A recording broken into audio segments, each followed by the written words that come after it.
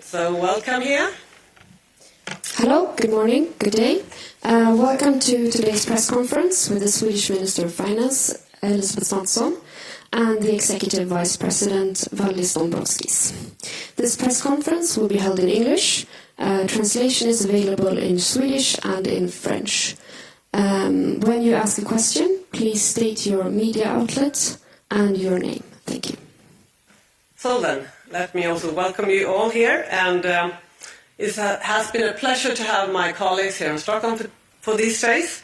It's a very special time in many ways, and this has been a very good 2 days. I will try to conclude what we have done. We have, of course, discussed the economic difficult situation and with high inflation and slower growth, of course. But we have also talked about how our economies can be stronger and more solid and stable in the future. We started our meeting with a working lunch yesterday where we discussed how to address the immediate challenges caused by high inflation, and we also shared a lot of experiences, minister to minister, and it was clear from our discussion that households and companies all over EU are struggling right now with both high inflation and rising interest rates. And this is, of course, especially difficult for households with small margins, and the urgent short-term challenges is to protect these groups through very targeted fiscal measures in a way that does not raise inflation. At lunch, the Commission also mentioned their proposal on a reform of the economic governance framework that was published just earlier this week. I welcome the publication, of course, and look forward to future discussions. But I will say we didn't have any discussion of this proposal at these 2 days. But the Swedish presidency will, of course, take this proposal forward with highest priority. And we plan actually to start the legal work in the working group straight away in the coming week. And we will drive the process forward as much as we can before handing it over to the Spanish presidency and Nadia. Then we moved to our first working session that were joined by the central bank governors, who was also here, as you know. And we discussed the capital markets' role in financing young and innovative companies, and given the right conditions and good access to capital, these companies will provide growth and new jobs in EU as well as a solution to the green and digital transition. This is the key for our future economy, we all agree to. We recognize that EU could do better compared to others like UK and US. And further reforms are needed both to develop national capital markets, but also, of course, to make the capital market union stronger. And that has been an issue for these days too.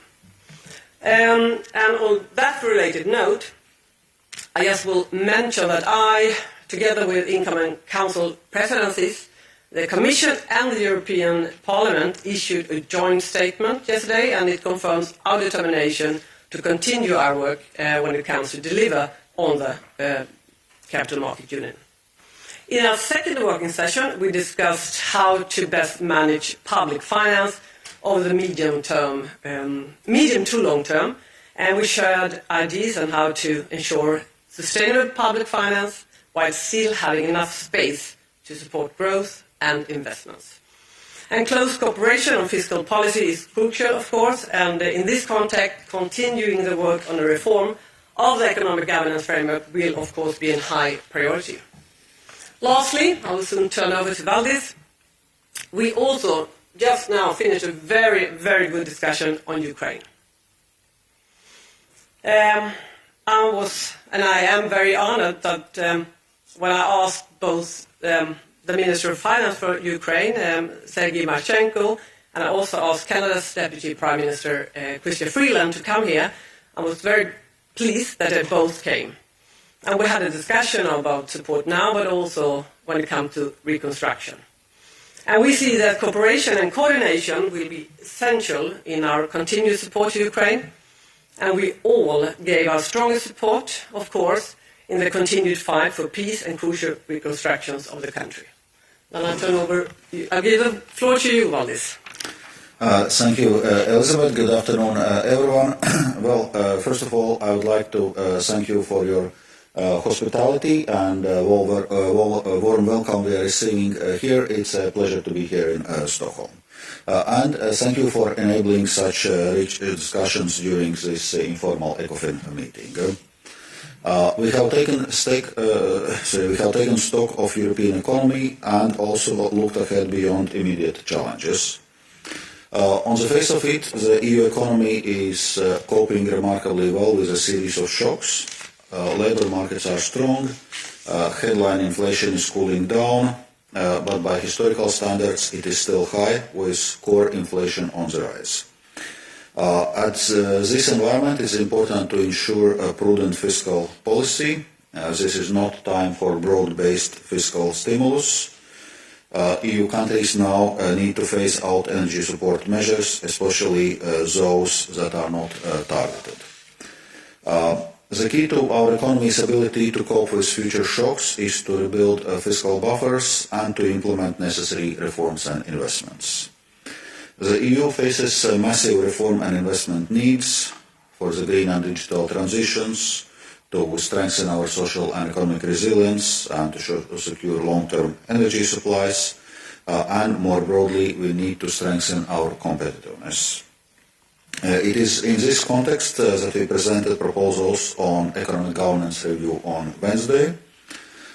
We struck a careful balance. Our proposals aim to achieve steady reduction of public debt, simpler rules to ensure debt sustainability through gradual and realistic fiscal adjustment, while supporting sustainable and inclusive growth. EU countries will have greater flexibility and ownership for their medium-term fiscal objectives. At the same time, safeguards will be used to ensure transparency and equal treatment, with stronger enforcement so that countries implement their commitments.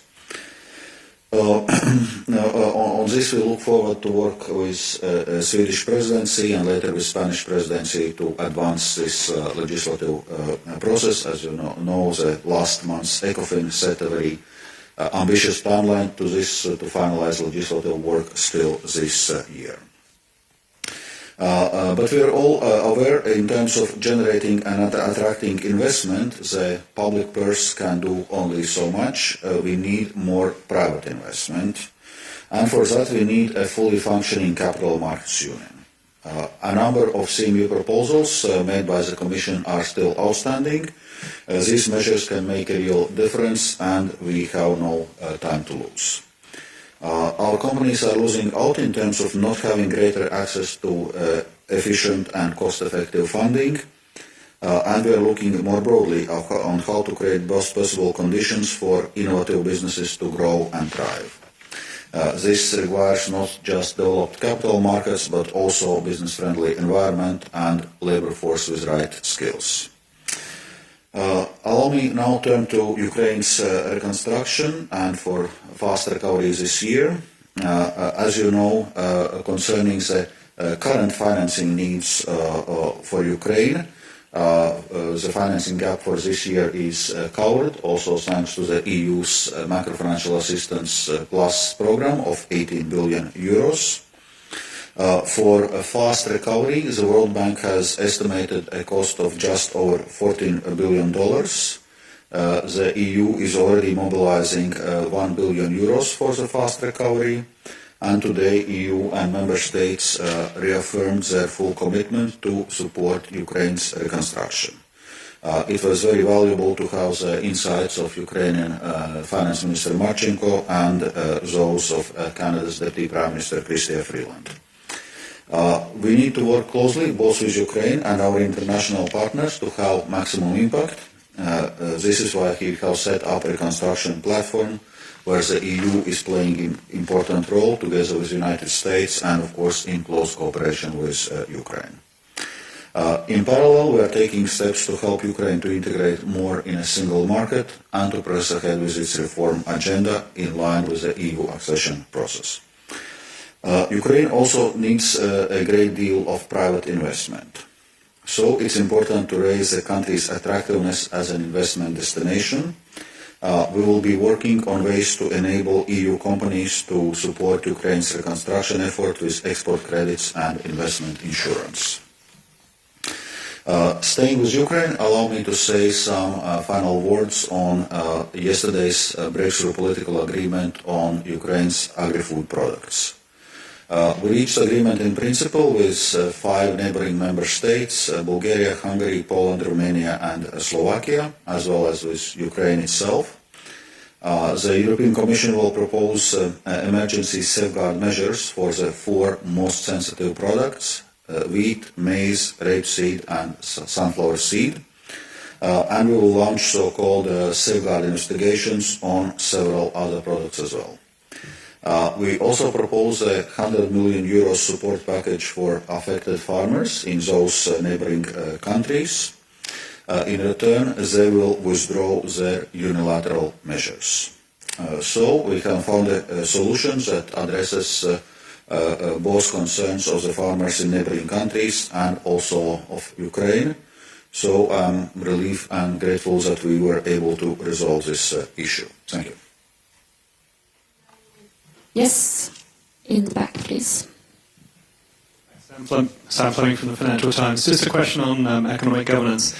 There's clearly a very strong divide between the position of Germany in particular on the need for mandatory annual debt-to-ratio reductions and the position of many other member states who are closer to the more flexible regime proposed by the European Commission. Given the strength of that divide, do you see it as plausible still that there could be a deal before the end of the year on the new legislation? Thank you. I mean, thank you for the question. I mean, we did come together, all 27 of us, with a paper to the Commission, and now the Commission has come back with the proposal. Just a couple of days that came, but I definitely think it's possible to agree, and then in what speed this will be, we will come back to. But it's important to underline that we did agree, all 27 of us, in the former phase. So I'm positive. But exactly what date or what month it will be, we will do our best to proceed. And as I said, we'll start this just this week, our negotiations. Yeah, from the Commission side, we think we put forward a balanced proposal. Indeed, in last week's preparation of our legislative proposal, we were looking exactly in those elements of numerical benchmark and a couple of other elements which ECOFIN asked us to do. And we have reinforced those numerical benchmarks. For example, for countries whose budget deficit exceeds 3% of GDP, there's going to be a minimum fiscal adjustment of 0.5% of GDP per year. We have requirements that the debt to GDP ratio at the end of the implementation of member states' fiscal structural plans needs to be lower than at the beginning. There are going to be also technical trajectories prepared by European Commission to be used as reference points for the member states' fiscal structural plans. So I'd say there are elements to ensure transparency and equal treatment of member states. And of course, from Commission side, we stand ready to facilitate the legislative process. Jorge Valero with Bloomberg. A question on the discussion on Ukraine and Ukraine reconstruction.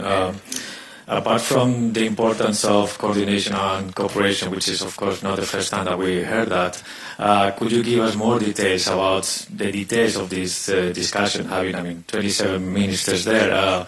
In particular, even though we cannot know at this point what will be the figure of the reconstruction, at least is there a bit of clarity on how you're going to pay for it? How you're going to finance this?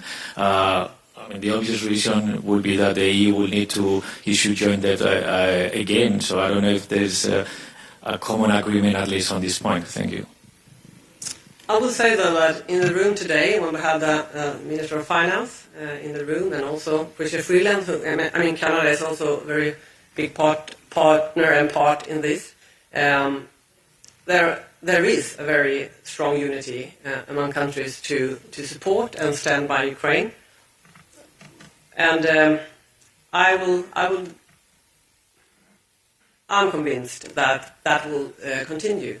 And we will, of course, come back, but if I just say something about today's discussion, we discussed quite a lot also, and many interventions on the frozen assets and the discussion of that, and I think that will be a quite big issue for the future. It's already are, of course, but when it comes to Russian state frozen assets, and I think that question might be even more urging the next month. Indeed, just to complement what the Minister just said, we all know that Ukraine reconstruction needs to require major financial mobilization of the EU, of other international donors, of international financial institutions. That's why we had set up this Ukraine reconstruction platform, bringing in all the potential donors and discussing in which way we better achieve the reconstruction, both in terms of raising the funding and in terms of how this money is spent. So this work is ongoing. There's also going to be next Ukraine reconstruction conference in June in London, where we'll be advancing this work further. We have a question here in the front. Yes, good afternoon, Mark Beverkorn from Netherlands. Question for the Minister on economic governance again. The proposal has actually three parts. Two parts are can be dealt with by QMV, one part needs unanimity. Do you think that it's a good idea to actually use the QMV for the two parts where it's possible, so simply to overrule one or two member states which will block everything? Thanks. I think we all, 27 member states, want to agree on this important framework. And we all agree that it's important to have some revision of the old, and now we agreed also to have a new one and updated, or what's the right word for it. But I think it's important that we all stand behind it. That would make it, if some countries doesn't really have its faith in and believe in the framework, that wouldn't be good. So as much unity as possible is, of course, needed. But I'm more positive than maybe some others, and I won't go in details. Neither when it comes to countries or in details of the proposal, because it just came, and I'm the presidency, chair of the presidency now, and the ECOFIN now. So I won't go into details, but I'm convinced, as I said before, and since we agreed on the conclusion, I also think that we could agree in the next step. Will it be easy? No. Will it be possible? Yes. Do we have any more questions? Yes, in the back. Thank you. Åsa Stilman, Swedish TV4. Could you elaborate a little bit more about this Canadian proposal we heard about, that using frozen Russian assets to rebuild Ukraine? And maybe if it's possible for the Minister to take a little bit in Swedish too, if that's okay. We can start in English, and maybe then... would you like to start? Indeed, as regards use of confiscated Russian assets, this work is ongoing, so we are doing the legal assessment of feasibility and modalities of that approach. Also, as a part of 10th sanctions package, the European Commission put forward a proposal of reporting obligation of member states on the type and amount of assets which EU member states are having in their respective territories, so that we can have overview on how much Russian assets we're actually talking. And given the massive funding need, indeed, that's something we need to assess and look at the ways how also those Russian assets can be used for Ukraine. reconstruction because it's also under the international law obligation for the aggressor state to pay for damages it has created. Yeah. When it comes to the Canadian, maybe it's not totally comparable, but the Canadian minister is very engaged, and the Canadian government is very engaged. I come back in Swedish soon. And that was good to hear, and how they've been working with this issue. Of course, it's not easy. I mean, there is a lot of legal questions, but also a question of moral. And as the minister from Canada said, I mean, many of our countries now put in a lot of money to support Ukraine, and we will continue as long as it takes. But when we all know that there also are Russian frozen assets out there, is I think it's also when it comes to our own countries, good to show that Russia has to pay for this, what they have done during this war. Så, kort på svenska. So, briefly, in Swedish, the Canadian finance minister explained to us how they work in Canada on this front. They're very committed, and they go a step further regarding the frozen assets. And we are investing a lot of our respective national resources into Ukraine to support the reconstruction of Ukraine. And this is very important vis-à-vis the population. We need to show that ultimately it's up to Russia to pay for the damage done. So in terms of managing the assets, it's good that this is such a high priority for the Swedish presidency. There's a specific group which is focusing on this. How can we manage and then use the frozen assets? So we have a specific group for that. We have time for one more question. Here in the front. Johan Andersson, Swedish Radio. Yes, but still, what's the main result of the discussion today for Ukraine, Commissioner? What would you say about it? What's the biggest news today for you? There is discussion of Ukraine.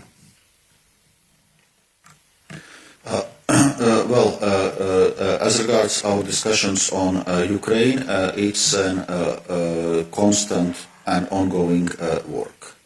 So we had our discussions on how we cover the financing need for this year. As I said, for current financing need is covered. We had discussions on fast recovery and what can be mobilized, including European Commission called on member states to consider further contributions to this fast recovery part, where there is still some funding gaps. We discussed the way forward on reconstruction. It was important also that ministers firsthand hear the views of Ukraine's finance minister Marchenko, that we have this dialogue, that we listen to other international partners like from Canada. So I think that was a valuable discussion, which was informing our thinking as we develop and work on our way forward. Even though you didn't ask me, I will answer yes to say, I think this is probably was the first time a minister from Ukraine was in ECOFIN. And we had his sign written in Ukraine, not only in English, but their own language. And hearing him get very real, very practical of what the needs are, what is going well in Ukraine, what is the problems, and hearing his story. And last night he also told us at the dinner about the generations before him and now his kids. Having him both getting very practical and describing the situation, I think that affects us quite a lot, of course. But also good to hear his numbers. He's very specific. He's very specific what they need, and that was good. Thank you so much. Then we conclude the press conference.